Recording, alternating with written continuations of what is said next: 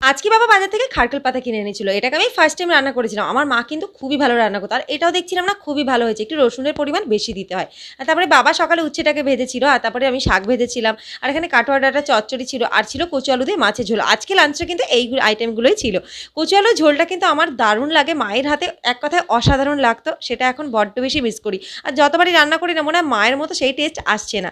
যাই হোক এখানে বিকেলবেলা আমি চলে গেছিলাম একটু বাইরে দরকারে ব্যাগ-ট্যাগ নিয়ে কিন্তু বেরিয়ে পড়েছিলাম। আর এখানে দেখো খুব সুন্দর একটা হাওয়া দিচ্ছে। আর আজকে না স্টেশনটা যেমন ফাঁকা, ফাঁকা একটু লাগছিল। একটা দরকার ছিল আর ভিডিও করতে, করতে যে ভাবছিলাম যে না একা তো নই, সাথে মনে হচ্ছে যেন কেউ আছে। আজকে তোমাদের এখানে স্টেশন চত্বরটা দেখাই। এখানে দেখো কি পরিমাণে ভিড়। আর এখানে কিন্তু সমস্ত ধরনের স্ট্রিট ফুড পাওয়া যায় যেমন চাউমিন, এগ রোল, মোমো। তোমরা যা, যা চাইবে তাই কিন্তু গরমে এখান থেকে আমি যখনই যাই লস্যিটা খাই আর কিছু খাবো না খাবো। তারপরে কি এখানে গরমে ঠেলা খেতে, খেতে কিন্তু ফাইনালি বাড়ি পৌঁছে গেলাম। আরেকজনের কাণ্ড দেখে ব্যাগটা রেখেই জাস্ট ও আমার উপর ঝাঁপিয়ে পড়ে। আর এখানে দেখো জল খাবে। এখন ওকে সমস্ত